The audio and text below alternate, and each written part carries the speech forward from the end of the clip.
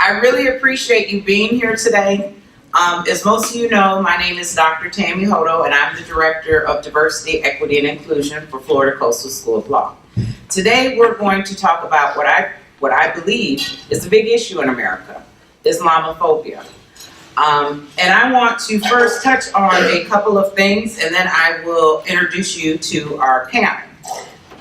So most of you all, well, I know everyone has had to take history, correct? So you remember when the Pilgrims came, what were they fleeing from? Religious what? Persecution. Okay, exactly. Okay, so they were coming over here and they were fleeing religious persecution. The group that set it out from Plymouth in southwestern England in September 1620 included 35 members of a radical, this is how they're described, radical Puritan faction known as the English Separatist Church. In 1607, after illegally breaking from the Church of England, the Separatists settled in the Netherlands, first in Amsterdam and later in another town, where they remained for the next decade until under the relative lenient Dutch laws. Due to economical difficulties as well as religious fear, they began to make plans to settle in the New World. And I want to point out the word radical. Okay, they were considered radical at that point. And this nation was built as a Protestant nation, right? So some of us come from immigrant families that were not Protestant. So the Italians, when they came, do you think that they faced a lot of religious persecution? They did. How many of you all have ever heard of the Chicago fire in 18, I'm sorry, I forget the year, but the early mid-1800s. So they said that Miss O'Leary's cow, correct, ended up pushing over a lantern, and that's how the fire started, right? Miss O'Leary was from Ireland, another group that was persecuted when they came over. Anyone of Polish descent in the room? Another group that was persecuted when they came over. I think that there's a big problem in America. I think that we fail to remember our history and that we label people certain ways and that we paint a very broad brush, and that is a problem. I just want to give you some information, and I have a question for you. So we had Dylan Roof, who went into a church in South Carolina, shot 9 people. We had James Holm, who went into a movie theater in Aurora, Colorado, and shot people. We had Sandy Hook. We had a gunman named Robert Louis Deere, who entered Planned Parenthood. We had Christopher Sean Harper Mercer, who shot and killed 8 fellow students. We just recently, this week, had an attorney in Houston who opened fire on commuters on Monday wearing a World War II vintage uniform with neo-Nazi symbols. What's the one thing that all these mass shooters have in common? They're all American, they're all Caucasian American, but they're not labeled terrorists. I'm just gonna let that sink in, because I don't want you to get your mindset from the media. The reality is that there are 4 major units of socialization: your family, your peers, your school, and the media. A lot of times we self-segregate ourselves with other people who look like us and think like us. And I challenge you to branch out and to not do that. I challenge you to rethink about what the media is telling you, to wonder if they have their own goal in mind, if it's some type of propaganda. I want you to actually critically think about things, okay? I'm just amazed how certain groups, again, are painted with this very broad brush and they're identified certain ways, but then other individuals in America are perceived as being individuals, okay? Where if you belong to a minority group in America, you're basically placed in a category, whether it be for your race, your religion, or your ethnicity, or your sexual orientation, or your gender. And this needs to change, and that is what this forum is about. I want to ensure that you open up your mind and that you have experiences with different groups, and that you give people an opportunity to educate you about their culture. In sociology, we talk about cultural relativism and ethnocentrism. Ethnocentrism is what I feel a lot of Americans do, and that is judging other cultures off of your culture. And that's not the way that we're better than that. We should not do that, okay? You need to be culturally relevant. You need to think outside the box, learn new things, right? Get to communicate with other people. I think that you will find you have more similar things than you do differences, okay? So with that, I want to go ahead and tell you about our speakers. We have to my right, the first gentleman is Mr. Hassan Shibli, and he is with the Council on American Islamic Relations. He is the son of Syrian immigrants, and he was raised in Buffalo, New York. His father is an oral surgeon, and his mother is an orthodontist. They instilled in Hassan an immigrant's wonder and determination. He graduated magna cum laude from the State University of New York at Buffalo with a degree in political science, concentrating on international relations. He subsequently graduated among the top of his class from the University of Buffalo Law School. So he too is an attorney like a lot of you strive to be. During his time in law school, Hassan served as a public interest law fellow and on the Human Rights Advisory Committee. He was admitted to the Florida bar in December of 2011. Additionally, Hassan was admitted to practice in Florida federal courts in 2012. He interned with the New York Civil Liberties Union and has written opinions for 2 New York Supreme Court judges. In Western New York, Hassan has worked with various legal organizations, including Muslim Advocates, National Lawyers Guild, Erie County Bar Association, and Erie County Family Court, to help develop programs that protect the civil rights of all Americans, and to also help the American Muslim community integrate and contribute to America. He lectures regularly on issues relating to Islam, American Muslims, and civil rights. He's taught courses on Islamic belief, law, history, spirituality, and culture. He's also appeared on numerous media outlets, both local and national, including CNN, NPR, Voice of America, the New York Times, the Toronto Star, and the Buffalo News, for his work protecting civil liberties and promoting understanding of the Muslim faith. So please help me welcome Mr. Shibli. And our second speaker is Dr. Mohammed, and I'm going to mess up this. Ilyas. And I'm sorry because I don't want to mess up anyone's name. My last name's Hodo. I get Hobo, Hodo, so Ilyas. So I wanted to make sure I didn't do that. And he is a medical doctor. He's a national champion, and he wants to provide accurate information about the Islamic faith, okay? He put up 3 billboards, which I thought were great, for anyone in the area who wanted to learn about Islam. He is the regional president of the Islamic Circle of North America. In addition to that, they've also put up billboards in San Francisco, Oakland, Seattle, Phoenix, Denver, Albuquerque, New York. They put them in Philly, Miami, Baltimore. And the 3 billboards in Jacksonville are on Atlantic Boulevard, just east of St. John's Bluff Road on Interstate 95. And on Beach Boulevard near the Harts Bridge. And he's originally, Dr. Ilyas is originally from Pakistan. He's lived in the United States for 22 years. He works as a pediatrician at UF Health Jacksonville. For the most part, he feels that people do treat him well. However, there's still a lot of misinformation and prejudice against Muslims. And that is what he does not want to continue. And that is one of the reasons that we're holding this forum. Now, if I asked you, or if I told you that most Muslims in America were actually African American, would that surprise anyone? That's the truth. But when we look at the biases and when we go through airport security, those aren't the ones who are being pulled out.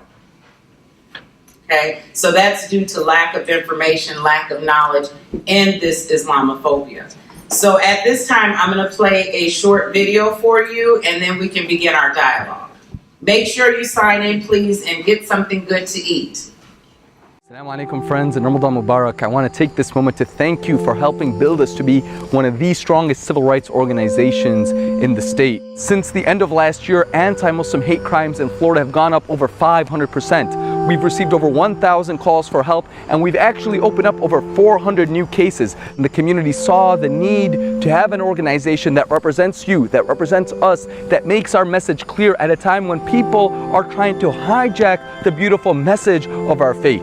We saw that with the horrific attacks in Orlando, where we lost 49 of our neighbors who were killed in cold blood. The CARE Florida team was on the ground assisting the victims and sending a clear message, while at the same time other staff members were engaging with the media, quoted in over 400 news sources worldwide, sending a strong message that we stand for peace, love, and compassion, and that we are at the service of all people who are the victims of hate crimes, who are the victims of discrimination, and we are champions for those who are oppressed. That's the message that we are able to send to the world thanks to your support. So I urge you this Ramadan, please remember CARE Florida in your prayers, and remember us in your generous donations, so we can continue to represent you, continue to represent our faith, continue to represent our community in the absolute best of ways, and show the world what we're about, that we are about justice, we are about peace, we're about love, we're about compassion, and we're about service to humanity. Help us continue to serve our great nation and defend justice for all through your generous support this Ramadan. Barakallahu feekum. Wassalamu alaikum wa rahmatullahi wa barakatuh.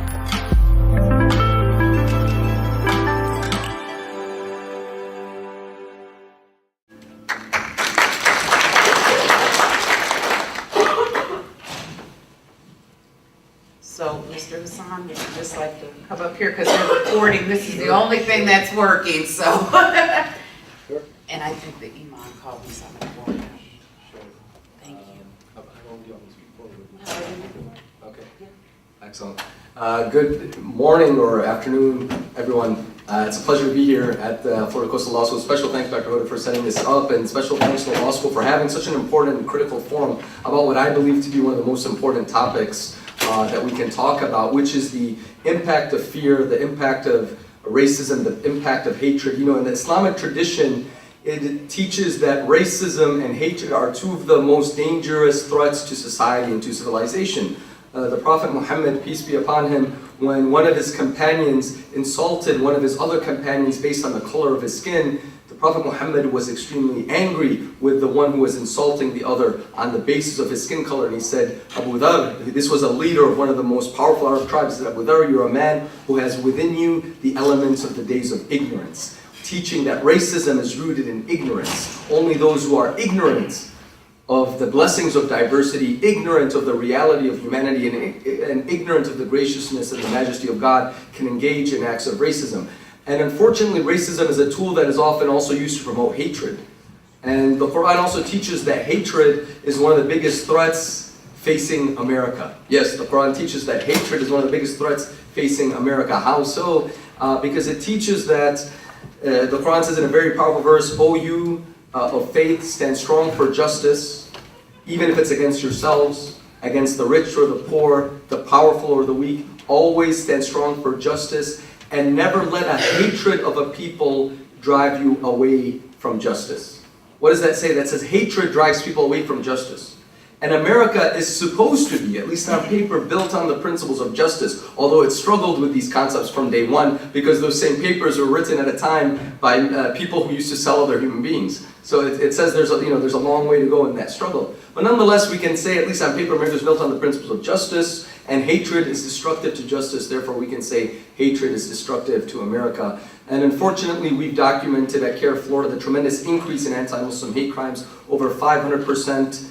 Over 500% increase in anti-Muslim hate crimes over the last year. There's a direct correlation between that and the fear and the hysteria being promoted against the Muslim community by politicians that I don't even need to mention their name. And frankly, I really believe the law community and legal community plays a very critical role in maintaining justice at a time when people are really using fear and hate to divide us. You have politicians and businessmen for the sake of making a few bucks or taking a few votes, are willing to promote fear and hate at the expense of dividing our nation and turning Americans against each other. I truly believe that our biggest enemy is ignorance. Ignorance leads to misunderstanding. Misunderstanding leads to fear. Fear leads to hate, and hate ultimately leads to the undermining of principles of liberty and justice, and to hate crimes, and to violence. And that's why, as an American Muslim, Islamophobia offends me, not just as a Muslim, but first and foremost as a human being, secondly as an American, and thirdly as an attorney. Right? It's contrary to the principles of justice. Islamophobia is the tool that is being used right now to undermine freedom in America and to escalate conflict globally. What do I mean by that? Well, not long ago in Tennessee, they tried to pass a law saying practicing Islam is treason, punishable by 20 years in jail. Now, law students, what is that wrong contrary to? Who can tell me? The First Amendment. You don't need a law degree to say that. You know, it's scary, right? It literally, there's movements to outlaw Islam in America, and they tried to pass these laws in dozens of states. That doesn't scare me as a Muslim. It scares me as an American and as an attorney who took, oaths on multiple occasions to defend the U.S. Constitution. And those who are targeting the American Muslim community and calling us un-American, they are the ones that are trying to shred the U.S. Constitution into pieces. So in my book, they're the un-American ones. It isn't us, certainly. You also have issues of abuse of authority and power. The FBI, we've documented some training that FBI agents have received saying that Islam is not Al-Qaeda is not your enemy, Islam is the enemy. We've documented in Florida over 20 lectures given by an anti-Muslim extremist, Sam Faroba, who lived in the Middle East, and that's his claim to knowledge. And he was literally, we have this documented, he was teaching Florida law enforcement that you have to legally harass Muslims to drive them out of your community. And he was paid by Florida law enforcement $5,000 per lecture, over 20 lectures, teaching profiling. And look, these struggles are not unique. Our African American brothers and sisters have been dealing with this for generations. And I'm actually thankful to Islamophobia because it's woken us up to stand not just for our rights, but for the rights of all Americans. Because Islamophobia undermines the rights of all Americans. And I'm proud that at CARE Florida, as you saw in that video we did, we've built one of the strongest civil rights organizations. And we are very clear. We will stand against anybody who commits injustice, regardless of who they are, and we will defend the rights of anyone, regardless of their race, religion, or ethnicity, or are victims of discrimination. And we believe that's the message of Islam, that's the message of Prophet Muhammad, peace be upon him. One of America's greatest civil rights leaders is Malcolm X. And he was actually very racist himself before he himself performed the Hajj and the pilgrimage, and that transformed him. I just came back from the Hajj. The Hajj is phenomenal, it's amazing. You go and you meet people from all over the world, millions of people, from all different, every country, race, culture represented, we're all equal before God. And we're all following the footsteps of Abraham. And that's what I love about the Hajj. It reminds people of the message of Abraham, and it also unites humanity, regardless of their differences. So he came back a transformed man. And he said, I believe Islam has what it takes to solve this country's problems as it relates to racism and injustice. And frankly, those who are benefiting from generations of institutionalized racism, they're also the ones that are promoting Islamophobia the most. It goes hand in hand. Islamophobia and racism go hand in hand, and it's destructive to America. Again, it's the tool that's used to undermine freedom here. It's also the tool that's used to escalate conflict globally. Madeleine Albright, when she was asked about the 500,000 Iraqi children that were killed in Iraq because of our sanctions, she said, we think the price is worth it. Well, the only way anybody could say the lives of 500,000 Iraqi children are worth anything, any bad policy, is when they've dehumanized those children. That's what the media does. If you study the media, and you can look up a video called Real Bad Arabs, it shows how Arabs have been portrayed in the media over the last 20, 30 years, even from before 9/11. It shows them in the worst of lights. It dehumanizes the population. Therefore, you can invade, you can engage in wars, you can take their resources, and the media, unfortunately, has played a large role. I want to finish my introductory remarks by talking about the Islamophobia industry very briefly. This fear of the Muslim community. I've told you about a 500% increase in anti-Muslim hate crimes. About 50% of Americans who never met a Muslim have said Muslims should have to wear special ID cards. And a lot of Trump supporters, over 70% supporting that. What was the last group that had to wear special ID cards? The Jews in Germany. Before what? The Holocaust. And not long ago in the US, we were throwing Japanese Americans in internment camps. It's the same hate. We're not learning from history. So 50%, about 70% of those voting for Trump are also supportive of banning Islam, making Islam illegal. 40% in North Carolina support making Islam illegal. It's very scary stuff. But this didn't happen in a vacuum. And it was not the result of 9/11. It was there before 9/11, and it skyrocketed many years after 9/11. So after 9/11, about 40% of Americans had a negative image of Islam. However, in 2010, 50% of Americans had a negative image of Islam. So it actually went up 10 years later. Why? That's the result of the Islamophobia industry that spent, and you can watch this, I gave the professor a copy of our report, you can also get a free copy online, Islamophobia.org, talks about the $200 million that are being spent to make me and you fear and hate Islam. It's very dangerous. And this last year, we lost a very great American, a very beloved figure, Muhammad Ali, who's known as the greatest. And he's a proud African American, he's a proud American Muslim. He's what represents the Muslim community. Standing for justice, standing for truth, standing against war, standing against injustice. That's what Islam's about. And it's shameful when we allow one criminal or one terrorist to misrepresent an entire population, and we forget the countless heroes that are serving this nation who practice the Muslim faith. So let's get to know each other. Ignorance is our worst enemy. I want to applaud all of you. Thank you all for coming today to engage in this discussion. And just as your professor said, it was like only a few years ago, literally it was 5 years ago, 6 years ago, when I was sitting in your seats as a law student, filling out tons of job applications and wondering what I'm going to do in my life and praying that I can have a positive impact in building relations and defending justice. I'm very proud to see my mother here. She now teaches orthodontics in Jacksonville, and she's joining us. She's my hero. She's the one that inspired me to do this work, because when I had just turned 18, we were crossing the border, and as we were crossing the border, they said, go in for random search. So my mom's like, what do you mean random? I'm like, Mom, random means they saw your headscarf, like the Virgin Mary is. And I was joking. I didn't think that would be the case. But when I walked into the secondary inspection port, I was shocked. I looked around, there was 40 members of the Muslim community. We were held for 6 hours, fingerprinted, photographed, interrogated, treated like criminals. Meanwhile, non-citizens were in and out in 10, 15 minutes. Which scared me, And I said, sir, while you're wasting time with my mom and my little sister and the babies and this elderly couple and this pregnant woman, real criminals could be getting by. He said, sure enough, I'm afraid the same thing. And sure enough, the next day I read in the New York Times that a white American Christian man who killed an entire family in Canada made it across the border without being searched, with the bloody weapons in his car. But he wasn't searched because he looked more like Donald Trump and less like me. That's the reality of the situation. But I applaud my mother because she didn't stay quiet. She called the ACLU and CARE, and she filed a lawsuit, Tabaf versus Chertoff, to stand for justice. That's how I started interning at CARE in Washington, D.C., and decided that I need to focus on defending the civil rights that my parents brought into this country for. We came from Syria seeking this tremendous freedom and liberty and opportunity this country has to offer when its citizens stand for it. It's not just given to us. We have to stand and struggle for it together, but there's tremendous opportunity to do that here. So I want to thank my mom for giving us this opportunity and setting me on this career path. Thank you all for coming, and I'm very much looking forward to our conversation and discussion. Thank you, and God bless you.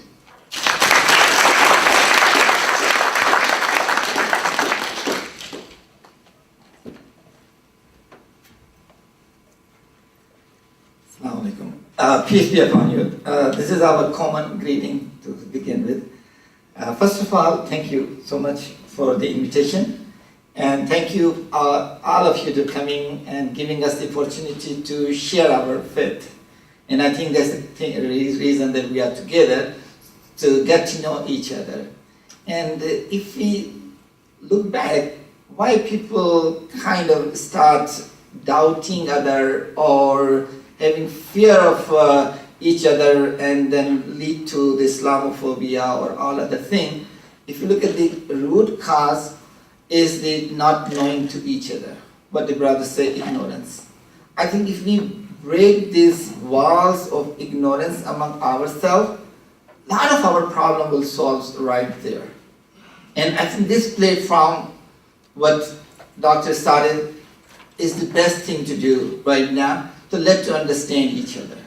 And I hope that what we're starting right now is not going to be end or stop here. It should be continue at the community level, at the local churches level, and the mosque level, and the other social organization level.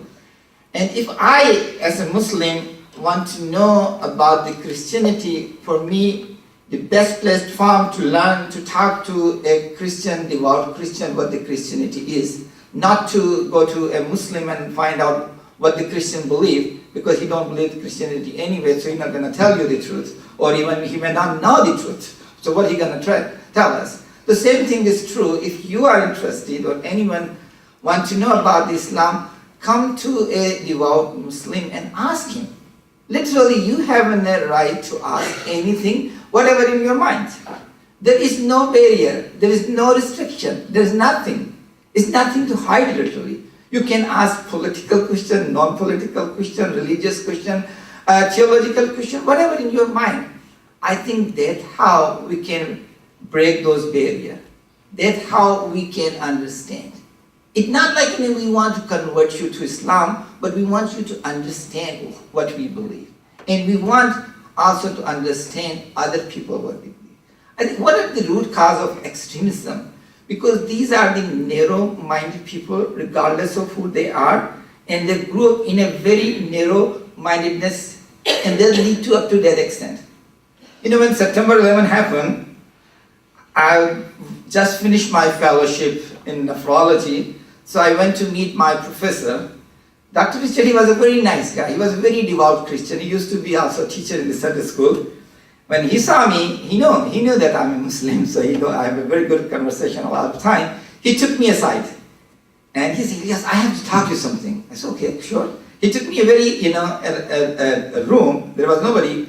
Instead of myself, he said, "Yes, tell me, how can a Muslim do this thing?" I say, "Yes, you're right. How can a person do this thing? But it's nothing to do with Islam." He said, "But they are all Muslims who did this thing." I said, "Dr. Richard, just think about Quraysh, the guy who took so many and took their life, and Timothy McVeigh, they also did it. Nobody said that Christian has nothing to do with Islam and the Christianity." Then he said, "Yeah, you're right. I didn't think about that one." And right there, he changed his mind. He said, "Yeah, it has nothing to do with Islam. These are those people with the criminal intent who did this thing, and we should not associate and blame everybody because of activism." And if you look at, there is a website, it's called massshooting.com or something, shootingtrack, something like that.com. And every incident of mass shooting happened, you can find there. And one time I was looking more into deep, and find out, let's see who are involved in the mass shooting. So there was more than 500 incidents happened over the last 1 year. Actually, there was more than one every day. And I look at who are behind those shooting. And there was a 2 to 3% Muslim was involved. And I want to look into that one. In America, the Muslim population is about 2 to 3%, somewhere between 2 to 3%. So they are also participating in with the same proportion. It's not like the 2% representing the 50% or 25% of the mass shooting, because they are those who are involved. I don't believe any one of them truly motivated through their religion, but with their bad intent, with their bad understanding, and that you will find everywhere. I think this is our common problem. Instead of blaming a certain religion or certain people or certain race or certain thing, let's work together against this thing. This ignorance is the real issue that we must need to work together. If I find anybody among Muslim community has a bad intent, I should stand up and let do something and speak up to stop this thing before it happens. And same thing is true for everybody else. I think that's where this forum help us to understand. I don't want to give a long speech on this thing, but truly, it is really a great honor for me to come and talk to you guys. And after that, we will continue our Q&A session and we'll discuss more issues more in detail. Thank you so much. So before I open up the floor to questions, I just wanted to touch on a couple things. I heard some common themes, right? In America, and I think most anywhere, people are fearful of the unknown. The reality is that in America, we're very hyper segregated, okay? Whether it be based on social economic status or race and ethnicity. And we do see that, and that is a major problem, okay? It can't continue to be this way, because either we're going to learn together or we're all going to perish as fools. And that's the reality of the society that we live in. And he mentioned Muhammad Ali, which everyone was so sad when he passed away. But when I went back and looked at stories of him, when he refused to go to Vietnam, because that was his right, he refused. He wasn't able to fight. He was called every dirty word in the book. But then when he passed away, it was like all of that was forgotten. You know, he changed to Islam because of all the racial hatred that he had experienced. When he went to, changed to the Muslim faith, he found love, he found caring, he found acceptance. He also spoke about Malcolm. Malcolm was very much racist, okay, till he took the pilgrimage to Mecca. And then he spoke about how he prayed with brothers who were white, who were brown, who were black, and no one cared. You know, the Nation of Islam in America really was a reaction to the racism that African Americans were experiencing. Another thing, I lived in Europe for 6 years. I was highly disappointed. While race, I hope everyone knows, is a social construct, it is not real, okay? You have your ethnicity, you have your religion, but race is a social construct. That's something we've made up so we can categorize people and decide who gets power and who does not, okay? But when I lived in Europe, it was very disheartening for me to see that I know that those in the Turkish country had come after World War II to help rebuild Europe, to help rebuild Germany after the war. And at the time when I lived there from 99 to 2005, they were experiencing extreme discrimination. Now, mind you, they had come after World War II, primarily Muslim, and they had come because Germany asked them to. Asked them, please come and help us rebuild our country. And they did. And they worked very hard, and they rebuilt that country. And then through family reunification, they were able to bring their family members over. When I lived there for those 6 years, what I saw was Turkish Muslims living in ethnic enclaves, being treated like less than. Now, mind you, these are the people who came and helped to rebuild this country. And I just could not believe the treatment that they were receiving. When I would read the Deutsche paper, you would see every weekend there was an issue with some Turks and some Germans, and they were constantly fighting and bickering, and the Germans were upset. Why can't they learn our language? Why can't they learn our culture? Why don't they, but they were not being a nice host country. And things like that are not acceptable, and we all need to think about how we view society. Again, are you going to be culturally relevant, or are you practicing ethnocentrism? So at this point, I would love to open it up. Don't be shy. Any question you have, the only question that is stupid is the one you don't ask. Okay? I had an opportunity with President Stone. We went to the mosque a couple weeks ago. It was phenomenal. I learned then that unless a Muslim puts their hand out to me to shake, that I especially a male, that I will not shake it. I won't put my hand out. That's very American. So when I met the gentleman today, I didn't put my hand out. And we still had a nice greeting, but it's cultural competence. When you learn better, you do better, right? So ask anything that you would like, or any comments that you have. Yes, Andrew. And please pardon the sensitivity of this question if it is, but can you break down the difference between the extremeness of ISIS versus like the peacefulness that you were just perpetuating to us? Excellent. It's a great question. Please, yes, sir. And we're using this because Chris is taping, and the mic is the only way he'll get our information. And thank you for that great question. I want to highly encourage you to, whatever question you're most afraid to ask, that's the question you should start with asking, because we need to use this opportunity to learn from each other. I'm really appreciative that my background before law school was political science, because frankly, everything that's happening in the world today, we studied about its cause and effect, as an undergrad, and it's basic 101 stuff. And it's unfortunate that a lot of the politicians right now who are going on TV and making all these great arguments are completely disconnected from the reality that we learn in political science. But groups like ISIS, their basis, they're not about a kingdom of heaven, they're about a kingdom on earth. Right? They are making millions of dollars every single day off of the territories that they've conquered, off of oil sales. Frankly, modern day ISIS, and I might get in trouble for saying this, was not much different than our greatest ally in the Middle East, or one of our greatest allies, Saudi Arabia. I mean, they formed, when the Saud tribe and Abdul Wahab formed powers together, and they took over vast swaths of territory, and they killed off their enemies, and now they control this great oil producing country. The difference was social media wasn't around to document how they grew and how they came to power. My beliefs as it comes to ISIS is, you know, one, as Americans, we really need to take ownership of the fact that I don't believe ISIS would exist today had we not illegally invaded Iraq and destabilized the region, all right? And it didn't happen in a vacuum. And furthermore, ISIS is horrific, and they've killed thousands of civilians. But Assad, the dictator of Syria, has killed over 500,000 civilians. And I just wish people were outraged with Assad using chemical weapons against the people, against raping women, and just killing literally thousands of children, tens of thousands of children, men and women, as we are with ISIS. For me, you know, Assad is an extremist in democracy, right? He calls himself democratic. But he doesn't represent democracy, does he?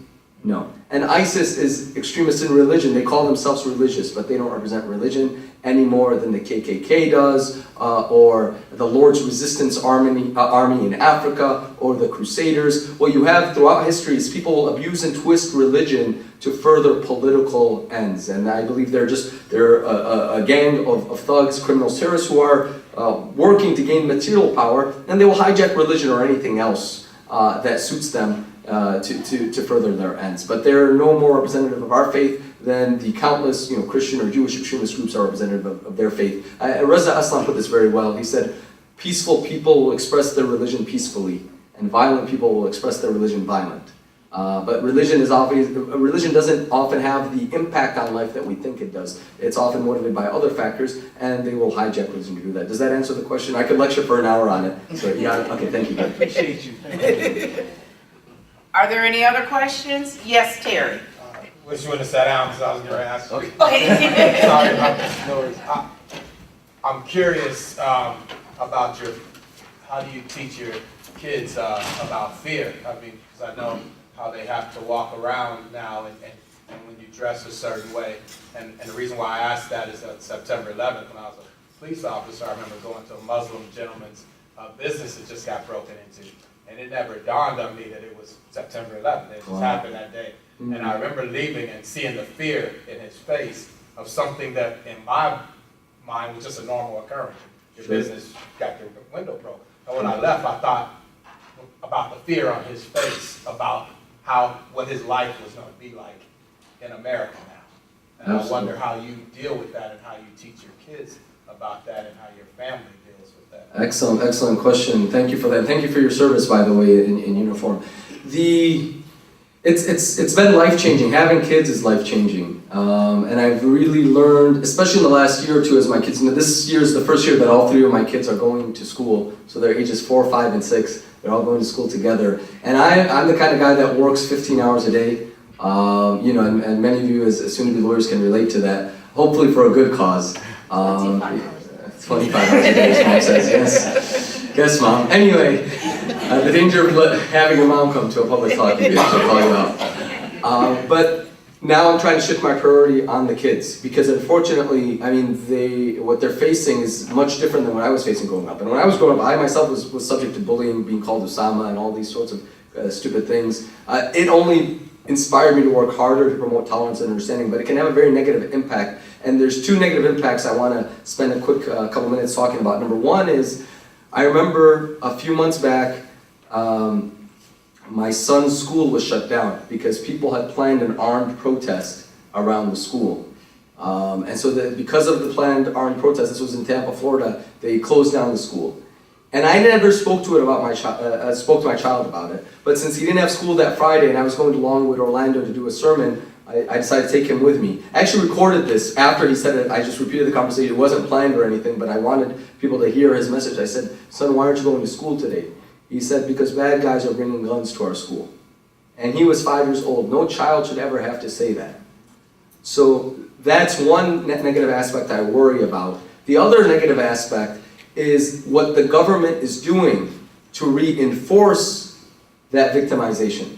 Because unfortunately, you know, I've documented, the other day I actually sat down and I went through all of my notes, and I documented about over 20 times when I've been stopped for random inspection and profiling, as many of our brothers and sisters can relate to. You have driving while black, but you have flying while Arab. And I hope you allow me to make the comparison. So I documented over 20 times where I was stopped for 3-4 hours by customs or by TSA when I was traveling.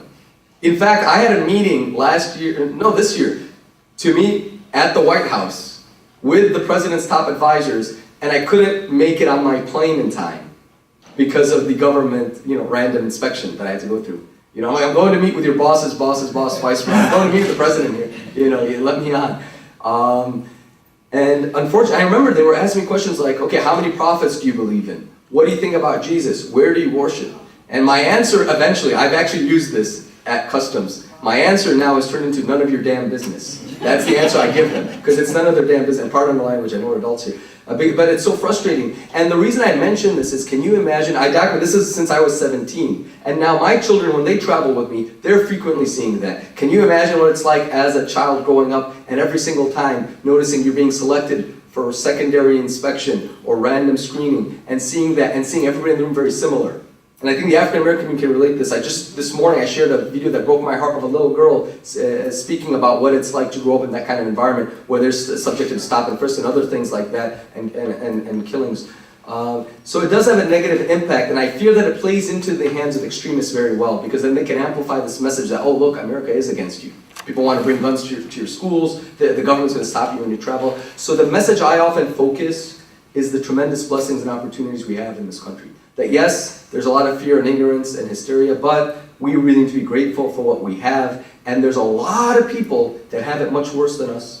And they're young, but I'll talk to them about what's happening in Syria. And I'll show them the pictures of kids their age, but not graphic pictures, but kids who are displaced, who are refugees, and that they've lost everything. And we have to be so grateful for everything we have. Don't let words hurt you, but be the best representative of your faith and your identity that you can be. So it takes friendship building, really, with your kids. That friendship and that mentorship that can help them overcome the fear and the hate. And my message, you do have a lot of parents, I'll finish with this, you have a lot of parents, even my own dad was amongst them, so he's not here, so I'll call him out, but we'll say, okay, well, hide your identity. My dad offered to buy me a brand new car when I was in high school, or when I was in college, if I were to shave my beard off. Because he didn't want me subject to that harassment that he was afraid of. But I said, if we do that, we let those who are promoting fear and hate win. The solution is not to hide our identity. The solution is to embrace our identity however we believe we should, and do the best we can in society to challenge stereotypes through service to the people. So it's just reinforcing that message with the kids. Hope that answers the question.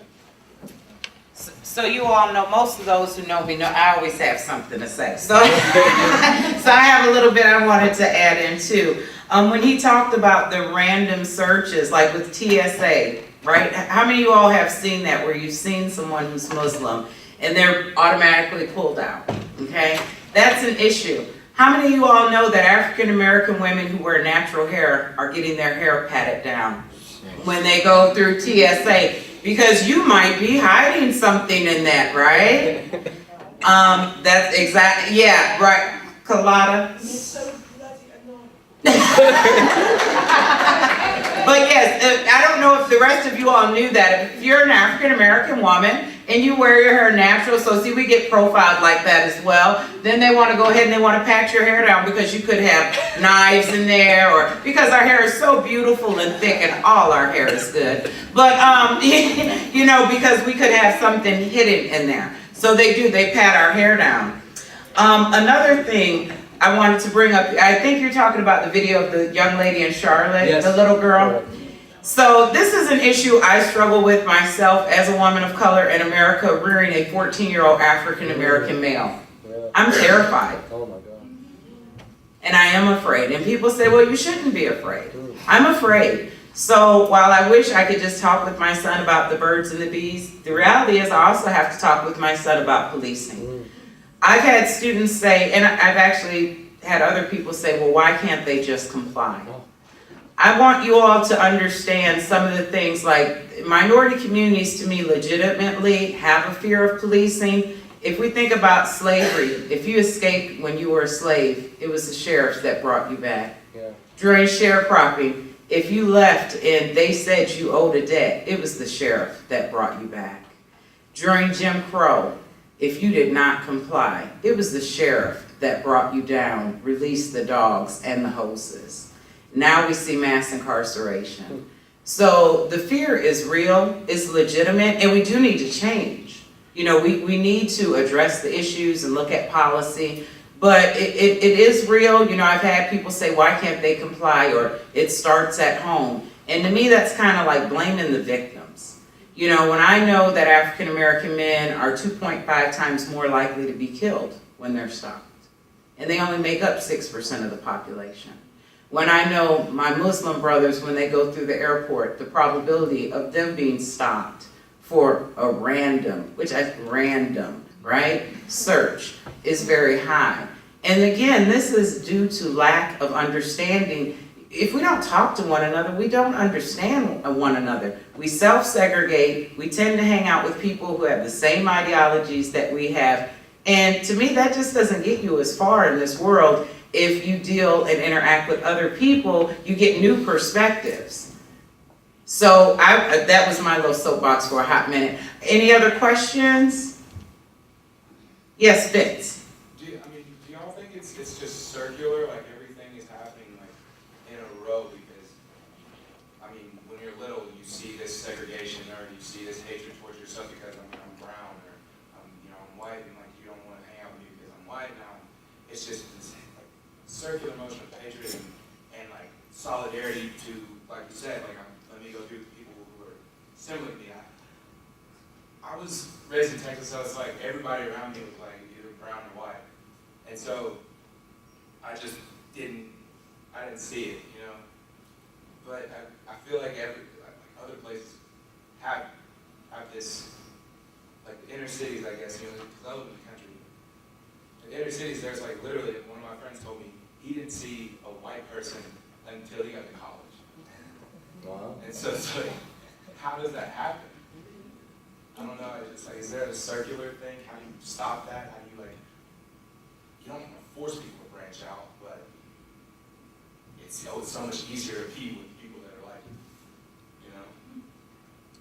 Well, I mean, I'll answer part of that, like with your friend. So the federal housing developed the inner city. Okay, so that was systematically done. That was intentional. There were housing covenants. There were, realtors would gear certain people to certain areas. Veterans come back who were of color could not use their VA guaranteed home loan because they couldn't live in the suburbs. I mean, so things were systematically done, and that's what really aggravates me when I talk with people and they don't know the history of America and they don't know institutional racism and what that's about. And they want to believe this ideology that everyone should pull themselves up by their bootstraps. Some people weren't born with boots. And that's the reality of the world that we live in. And like I said, again, that hyper-segregation, it's real. I mean, when I hear people say, well, I went to an all-black high school, like, really? I mean, I'm from Milwaukee, Wisconsin. That's the third most segregated metropolitan city in America. But I am half German American, half African American. So I grew up on the Caucasian side of town. So my school, it was us and one other mixed family. But I also grew up cloaked under white privilege. So I didn't experience any racism until I went into the Navy at 17. And then I learned real quick that I was the other. So these are the things that we do have to recognize and we have to change. You know, I mean, what's wrong with, if you want to know about Islam, why don't you go visit the mosque? You know, the imam here is awesome. Like I said, President Stone and I went, he's funny and he's very good and he's very educational. And if you all are interested, I can arrange a trip where we can go and we can ask him anything. I mean, he is just great. I invited him today, but I think he's on vacation. He was going to try to make it. And I'm more than happy to arrange that, because if we don't ask and we just go off of what we're told or what we read, believe me, you don't know the truth, right? It does not hurt to ask. Did that help out a little bit, Vince? Okay. Yes, sir, behind you, you had a question. In the beginning, he spoke of the high percentages of people that wanted to institute bans on Islam and such as the ID cards. And I was just wondering, what are his thoughts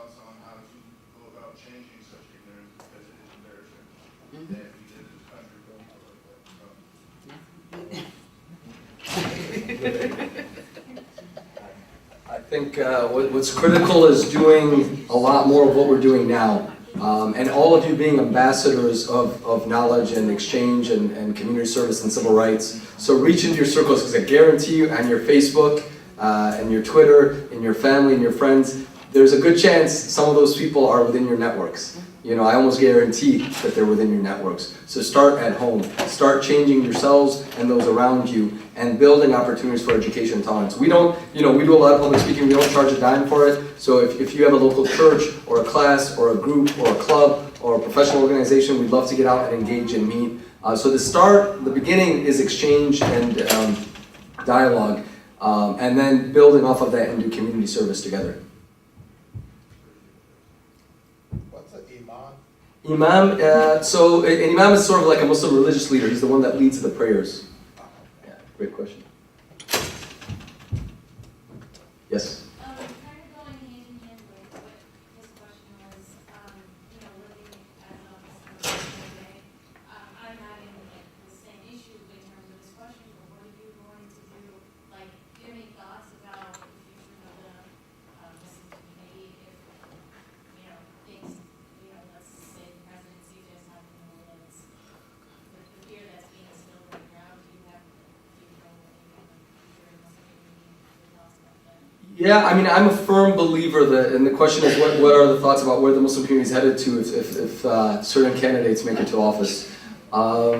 First of all, I don't think either candidate is a panacea, certainly, for the problems that this country are plaguing, and both will in some form contribute to the problem, and both are contributing to the problem. I think a great example of that, and I want to be very clear, there's no comparison between the two candidates. I think, you know, the choice, in my opinion, is clear, but that being said, both of them supported no fly, no buy.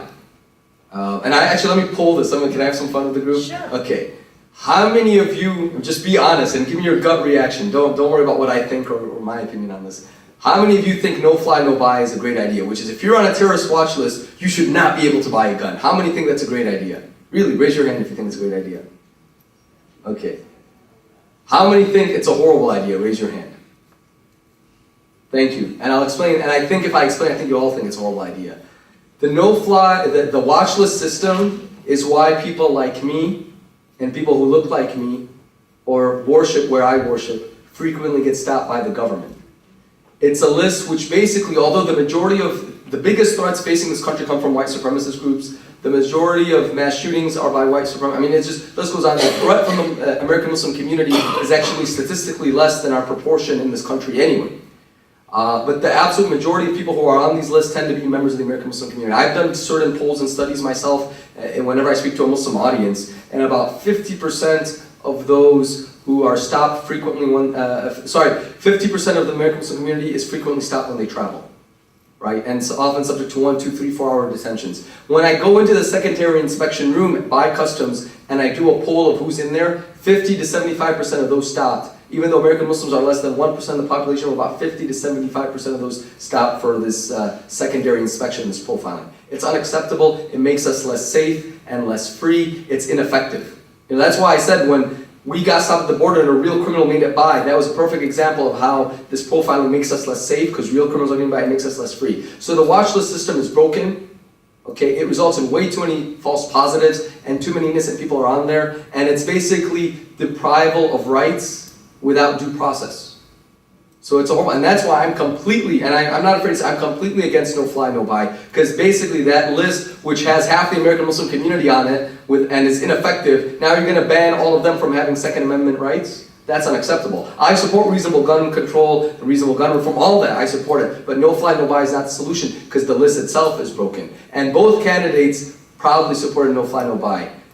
And unfortunately, many of us, even our friends, even those that are liberal, when they first hear no fly, no buy, it sounds a great idea, we support it. But if there was a list that resulted in half the African-American population being subject to consistent searches, should we use that list to prohibit gun sales or any other constitutionally protected right? I don't think it's acceptable. We need to reform the list before we use it to deprive Americans of further constitutionally protected liberties. I mentioned that because both candidates support no fly, no buy. To answer your question, however, very quickly, I think regardless of who wins, the challenges facing the American Muslim community in civil rights are going to increase. If the most bigoted candidate wins, you can bet they're going to increase, but even if he loses, his supporters will only be further riled up, and God protect us. So I think but there's a blessing in everything. I believe every challenge is an opportunity. I believe God never takes, He only gives. Every challenge we face is an opportunity. I believe what this will do is this will mobilize the American Muslim community to continue to invest in civil rights and social justice so that we will continue to be champions of civil rights for everyone. And that's what it's doing. That's what mobilizing us. 5 years ago, here Florida had like 1 staff member. Now we have 20 and 6 lawyers. We got over 1,000 calls for help. Many of our clients are not Muslim. I'm grateful for the Islamophobia industry, because if it wasn't for that, we wouldn't be running one of the strongest civil rights organizations that helps everyone. I came to America as an immigrant seeking freedom and liberty and opportunity, and the best gift that I can give back to this country is that freedom and liberty that I came here seeking. So I think regardless of who wins, yes, there may be an increase in challenges, but there will be a lot more increase in opportunities, and it will be good for us. We just have to react appropriately by investing in civil rights, not just for ourselves, but for everyone. Any other questions? Yes, ma'am. I have a question about, on this side of the Islamophobia, the equation. Because I feel like the problem with Islamophobia is the fear. So on this side, me being the Muslim girl, I'm scared of going to certain places because I don't want to upset certain people. But then on that side, they're scared of me because they're like, she's all, I feel like I represent all Muslims when I'm in certain locations because people don't have the information. Like, if I'm at Walmart and I'm buying cornflakes, people will look and be like, oh, Muslims like cornflakes. So you're the subject, and I'm gonna let you finish, I'm sorry, but you're the subject matter expert? But I'm just saying, but welcome to all the minorities in America's problem. Because I'm not even all African American, but they think I know, and they think I know them all too. Yeah. I know a Muslim in Florida too. Right, Tammy, you live in Jacksonville. Do you know? No, I don't know her. I'm just being honest, but it's like you're the subject matter expert. So I'll just give you an example. And you should not ever refrain from going wherever you want to go. Don't you let them take that away from you. And I'm sorry, but yeah, don't you let anybody take that away from you. So I was in graduate school. I was working on my PhD. I was the only person of color in my program. I'm an urban sociologist, so we deal with variables of race, class, gender, and ethnicity. We were talking about housing projects and how the FHA, systematically did that and created that type of environment. And one of my classmates asked me, well, Tammy, what was it like growing up in the projects? Wow. I come from a two-parent, my parents, they divorced after, but I came from a two-parent college-educated household on the white primary side of town. So I couldn't answer the question for him. And I just couldn't believe that he asked me that. But to me that showed his ignorance, not mine. But don't you ever let anybody ever make you feel uncomfortable. I mean, I've walked into stores. I was at Jack's Beach eating at a restaurant. I didn't realize I was the only person of color because it doesn't matter to me. And I was at Carrabba's and I sat at the bar to eat because my family wasn't here yet. And as soon as I sat down at the one free spot, there was another chair beside me that was free, and the lady grabbed her bag and she snatched it. Yeah, I mean, that wasn't even a microaggression, that was macro, right? And so I sat my Gucci bag on top because I thought I really didn't want, but that was her ignorance, not mine. And I wasn't going to move because I didn't feel uncomfortable. And if my presence makes you uncomfortable, that's your problem. Does that answer? You can keep going, keep going. Well, my question is, I'm not the confrontational type at all. I don't speak unless I'm spoken to. So, in those heated situations where someone's coming at me, like, I had a backpack on one time at Walmart. It was my Walmart with my backpack. And a guy came up to me and he's like, what do you got in there, a bomb? I was like, no, that's not my backpack. So, in those moments, how do I respond in a way where nobody wants to learn at that moment? Like, oh, well, Islam's all about peace. Nobody cares. Like, he just has his comments. So how do I diffuse that situation without walking away defeated? I'm going to let him answer because, see, I'm a little confrontational, and so I won't tell you what I would have done. Just being honest. You might prove him right. So let me answer her question. And just speaking on the issue of reactions, you know, I fly a lot, and then you know, you get to know the person sitting next to you on the flight, and I get two different types of reactions. One is, and this has happened many times, I meet 70, 80-year-old people, and they will tell me I'm literally the first Muslim friend they've ever had, you know, and it's just me meeting them on the plane, you know, first Muslim that they've spoken to. The other is, oh, you're Muslim? I know Abdullah in Florida, do you know him? Like, dude, there's 500,000 like Muslims in Florida, what are you talking about? We don't all know each other, we're not part of some secret club or brotherhood, as they all say, you know. But that's the first thing. Secondly, look, when it comes to, first of all, I think people like yourself are critical to helping this country overcome Islamophobia, because one of the issues, I remember when I worked for 2 New York Supreme Court judges, you know, I wore my kufi, I had my beard, maybe a suit on, and I would walk around the courtroom like I owned the place. I'm writing decisions, and I'm making, you know, a very positive impact, and people see my relationship with the judge. To this day, the judge will drop everything she's doing and take a break when I walk in the courtroom, and she shows a lot of respect, and people will see that, and I think that will go a long way to challenging stereotypes, because a lot of times what will happen is we'll hide our identity in response and seeking safety, and we just perpetuate the stereotypes that the good Muslims are those who blend in, and the bad Muslims that we see on TV are those who stick out. We need those who stick out to be excelling, be the best you can at your law school, be the best you can in your career, and contribute positively to society,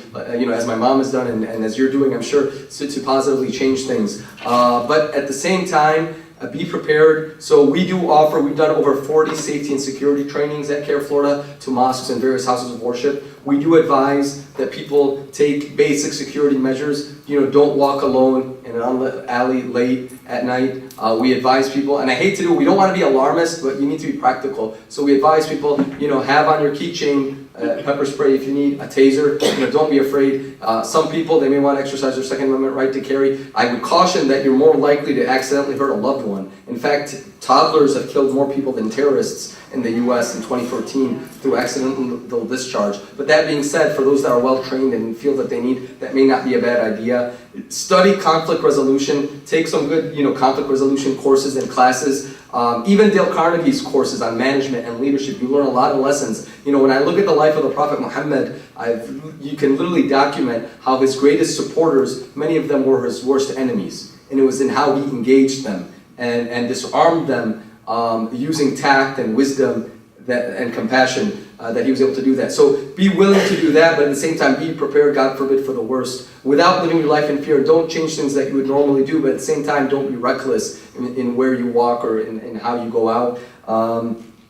Also, it's very important you report these incidents. So for example, if somebody asks you about a bomb or something like that, report it. It's not a criminal offense for someone to say something like that. Depending on how they word it, it could be, but generally it isn't a criminal offense. It may even be a protected First Amendment activity, but there tends to be patterns. In environments where you have a lot of those Islamophobic comments, you'll also tend to see a lot of crimes, hate crimes, and incidents of discrimination. So we need to be aware of where there's a dramatic increase in these kinds of comments, so we can be on the lookout and maybe even engage with law enforcement or engage in training with local communities to dismantle the fear and the hate that's pushing that. Be ready to diffuse the situation if you can, do something nice. Be in a group if you can. If you need to, and you can do so safely, don't be afraid to record the incident if you can do so without jeopardizing yourself, because those videos that we can use to shame those that are engaging in hatred can also be very helpful to do. So use your wisdom, be safe, be brave, be courageous, and record if you can. And if you can respond to something nicely without escalating the situation, consider doing so. Hopefully that helps. And then maybe we can set up at your local community, if we haven't already, a safety and security training. I just want to say, in terms of, I'm from Philadelphia, so you have different diversity all over. But what I've encountered was the opposite, going into stores and things like that with my children, and getting stereotyped from different cultures until I started to actively engage. And so I was just wondering how best, I know you guys do security training, but how often is it also diversity training that when you come from other countries, you're faced with such racism and prejudice. So now the victim becomes the predator. And so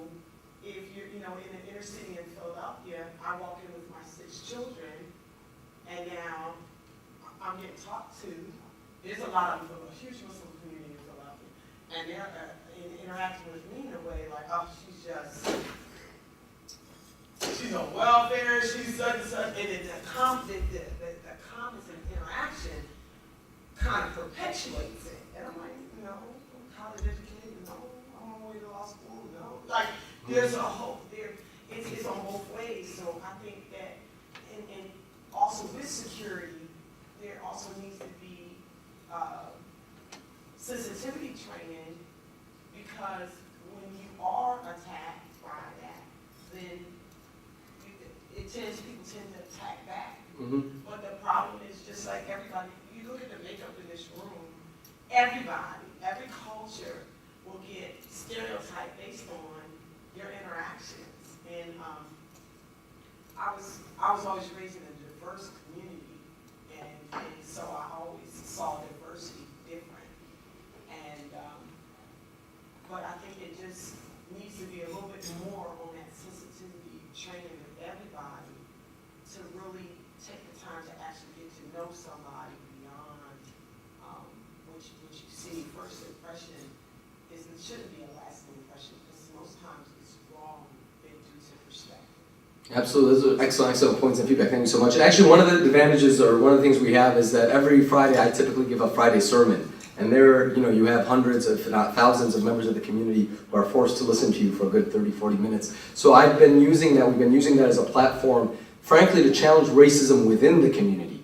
Because I'm sad to say that the problem of racism that this country faces as a whole, although the American Muslim community is the most racially diverse community, and also the largest members of the Muslim community is African American, you still have racism within the Muslim community, which is completely contradictory to the teachings of the faith. So a lot of times what we're doing is we're using the Friday sermons to hit home Prophet Muhammad's message against racism and training the community to recognize that. One of the things we really like is implicit bias training. And this also came up in the debates recently. Everyone has implicit biases. We all have them. And what's dangerous about them is you don't recognize them. And sometimes when you think you're righteous and you're good, you're even more dangerous, because you assume everything you do is righteous or good, and you don't recognize the very negative things that you may be engaged in. So helping community members and individuals recognize their implicit biases and challenge that, not to mention their overt biases that there's absolutely no excuse for. So we engage using the Friday sermons. We do a lot of civic engagement training members of the Muslim community about challenging stereotypes through community service and through solidarity with other minorities and other groups. I'm very proud, like Linda Sarsour, she's in New York City, she's an American Muslim activist woman, and she's on the forefront of the Black Lives Matter movement. There's a lot of members of the Muslim community that are taking leadership roles in that, and we want to see more of that. So we do a lot of within the community, and then we also do a lot of training to the public as a whole. So any opportunity we get to promote greater tolerance and understanding in the outside, we're doing that. We're just building our organization. So just last year we have our outreach department, whose job is to facilitate these kind of trainings and seminars, and we're always looking to build bridges. So any opportunities to offer training and engagement conversations, we really appreciate those opportunities. Let us know. Yes. Hi, so I have a question that kind of goes along with that. Can you explain the differences between the different Islamic sects religiously, and whether or not you find it a challenge for solidarity between the different, because Protestants have different denominations, there's a Catholic faith, the Jewish religion has different denominations or divisions. So what are the divisions within the Islamic faith, and is it problematic for you as a leader to find solidarity and a unified message between the different sects? Excellent question. So what makes it easy is that those who hate the Muslim community cannot tell the difference at all between a Sunni and Shiite. Forget that, they can't even tell the difference between a Muslim and a Hindu and a Sikh. And often, or just a dark-skinned Christian, frankly. I mean, the reality is, the biggest victims of Islamophobia when it comes to violent crime in America are often not Muslim. It's often Sikhs who wear the turban, it could be Indians, Hindus. There was a woman in New York City who pushed a man to his death in front of the subway, calling him a dirty Muslim and all, this is what you get for 9/11, and the poor guy was a Hindu. And even if he was Muslim, he would have had nothing to do with it, but it was just, they're so ignorant that they can't even tell what a Muslim is. And I think that helps unify the community. Because you're like, look guys, they don't care about our sectarian or internal differences. They're all against all of us, and we all need to stand united against this fear and hate that may undermine all of our liberty to practice our faith how we see fit. In the Muslim tradition, the biggest groups are Sunni and Shia. So the Sunni community is about 80% of the Muslim population. Then 15 to 20% would be from the Shia community. It started more as a political difference. There's a lot of history to it, but historically the Shia believe you have to be a member of the Prophet Muhammad's family to be a leader of the Muslim community. Sunnis believe the most qualified person can be a leader of the Muslim community. And what happened early on is third parties went in and attacked both camps to get them to fight with each other.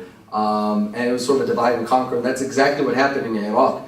Sunnis and Shias, you didn't find the violence between Sunnis and Shias in Iraq up until after we invaded. I mean, the dramatic, there's some good videos out there that show the dramatic increase, and we're talking about a 4,000% increase in terrorism after we invaded Iraq.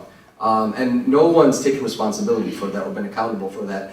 But very simple, in The Guardian documented how some British Secret Service folks were captured. They had dressed up like Shias and were attacking a Sunni part of town. And then they were arrested and thrown in jail, and then the British Army broke them out of jail, and they disappeared and were never heard from again. So military powers, and the British are well known for this. Sorry, not to hate on the British, but their divide and conquer personality when they go in. We have some British friends here. It doesn't represent the whole people, just the government tactic.